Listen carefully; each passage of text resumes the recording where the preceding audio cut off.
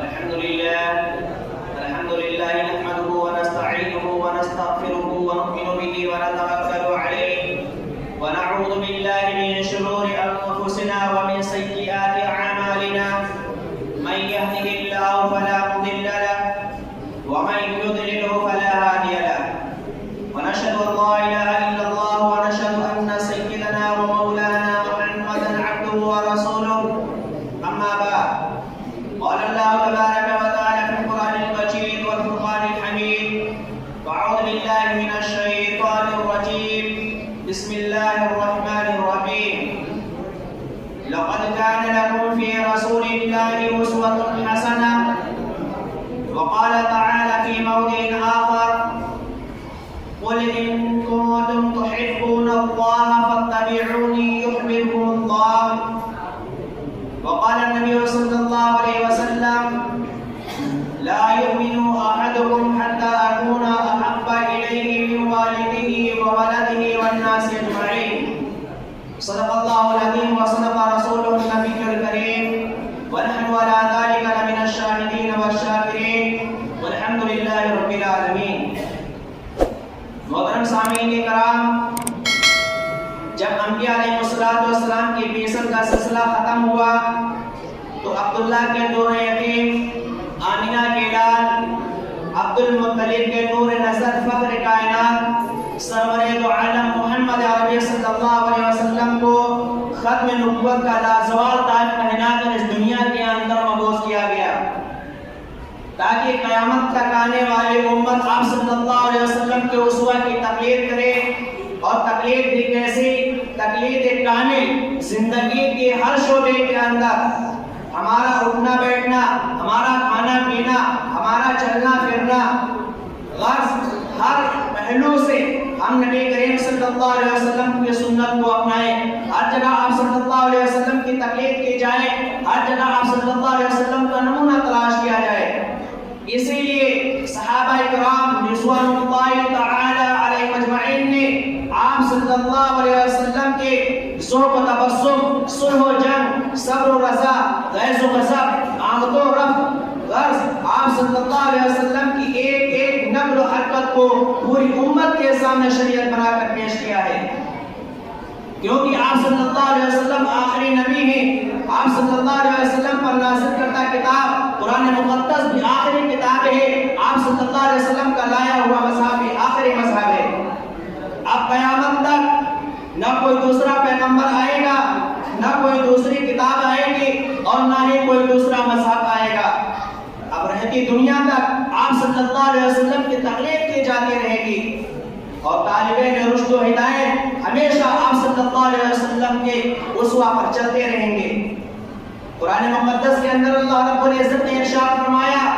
لَقَدْ كَانَ لَكُمْ فِي رَسُولِ اللَّهِ أُسْوَةٌ حَسَنَةٌ، کہ رسول اللہ صلی اللہ علیہ وسلم کی زندگی میں تمہارے لیے بہترین نمونہ موجود ہے. اللہ کے نبی علیہ السلام نے ارشاد فرمایا لا يؤمن احدكم حتى اكون احب اليه من والده وولده والناس اجمعين، کہ تم میں سے کوئی شخص اس وقت تک کامل مومن نہیں ہو سکتا جب تک کہ میں اس کے نزدیک، اس کی اولاد، اس کے والدین اور تمام لوگوں سے زیادہ محبوب ترین نہ ہو جاؤں. اے امت مسلمہ کے غیور نوجوانوں، ایک بات اچھی طرح یاد رکھو کہ فلاح و بہبود، کامیابی اور کامرانی صرف اور صرف محمد عربی صلی اللہ علیہ وسلم کی اسوہ کے اندر ہے.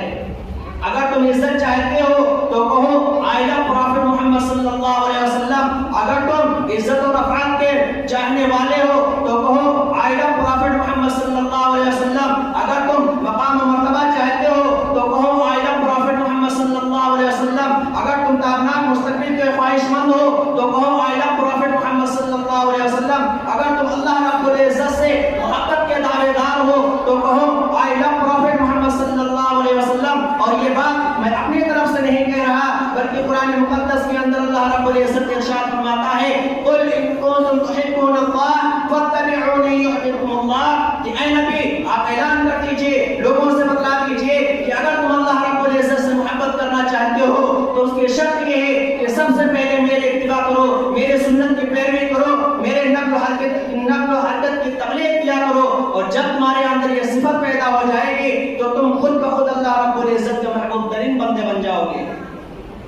غرض جس طرح اور جس حالت میں بھی ہو کامیابی اور کامرانی کے لیے پیغمبر صلی اللہ علیہ وسلم کی اتباع کرنی ہوگی، طریقہ نبوی کو اپنانا ہوگا، سنت نبوی سے پیار کرنا ہوگا، اور جب تک تم نبی کریم صلی اللہ علیہ وسلم کے طریقے پر چلتے رہو گے ہمیشہ ترقی کرتے جاؤ گے، عروج کے منازل طے کرتے جاؤ گے۔ لیکن ایک بات یاد رکھنا، جس دن تم نے پیغمبر صلی اللہ علیہ وسلم کے اسوہ سے روگردانی کی وہی دن تمہاری بدقسمتی اور بدحالی کا پہلا دن ہوگا۔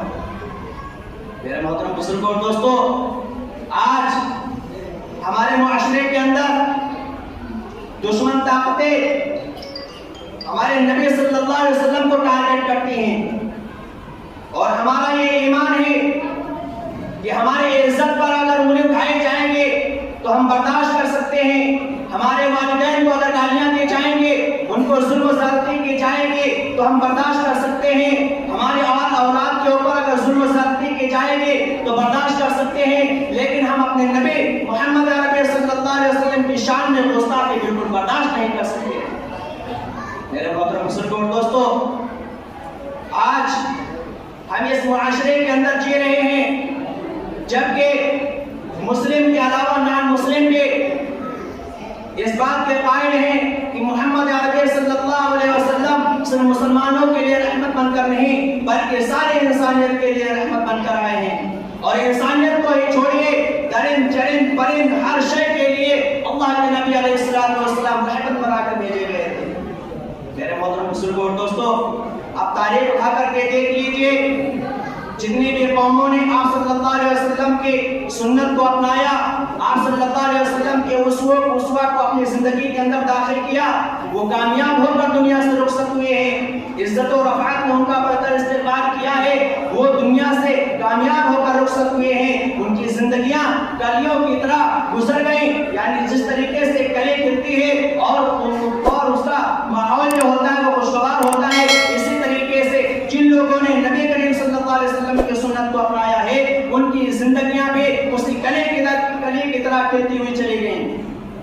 میرے محترم بزرگوں اور دوستو، اور اس امت کا سب سے بہترین طبقہ حضرات صحابہ کرام رضوان اللہ تعالی علیہ مجمعین کی ایمانی قوت، اتباع سنت، پیغمبر سے محبت، ایثار و قربانی کے واقعات تاریخ کے اوراق کے اندر بکھرے پڑے ہیں۔ اسی لیے قرآن مقدس نے انہیں اولئک هم المفلحون اور اولئک هم المفلحون کے ذریعے سے ان کے اصلاح و تقویٰ کا اعلان کیا ہے، اور ہمیشہ کے لیے ان کو کامیابی کا سرٹیفکیٹ دے دیا گیا ہے۔ اس لیے چاہیے کہ ہم نبی کریم صلی اللہ علیہ وسلم کی زندگی کے مطابق اپنی زندگی کو گزاریں، لیکن جب نبی کریم صلی اللہ علیہ وسلم کی شان کی بات آ جائے تو ہم گروہ کے اعتبار سے بٹے ہوں، لیکن ہم قبیلے کے اعتبار سے بٹے ہوں، لیکن یہ بات دشمن طاقتیں بھی جانتی ہیں کہ یہ مسلمان یہ چاہے فرقوں کے اندر بٹ جائیں، چاہے یہ دیوبندی اور بریلوی کے اندر بٹ جائیں، چاہے یہ شیعہ اور سنی کے اندر بٹ جائیں، چاہے یہ قبیلوں کے اعتبار سے